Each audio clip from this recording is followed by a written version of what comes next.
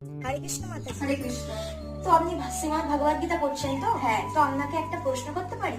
করুন। প্রশ্নটা হলো যে মানুষ পুনরায় জড়জগতের অন্ধকূপে অধঃপতিত হয় কেন? তো এটি তো শ্রীমদ ভাগবত গীতায় শ্রীকৃষ্ণ দ্বিতীয় অধ্যায় সাংখ্য যোগে শ্লোক নম্বর 62-63-তেই উল্লেখ করেছেন।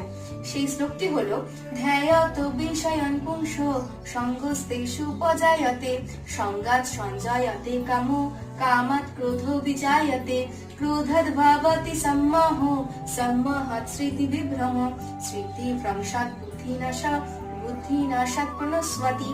অর্থাৎ ইন্দ্রিয় সমূহ সম্বন্ধে চিন্তা করতে করতে মানুষের তাতে আসক্তি জন্মায়।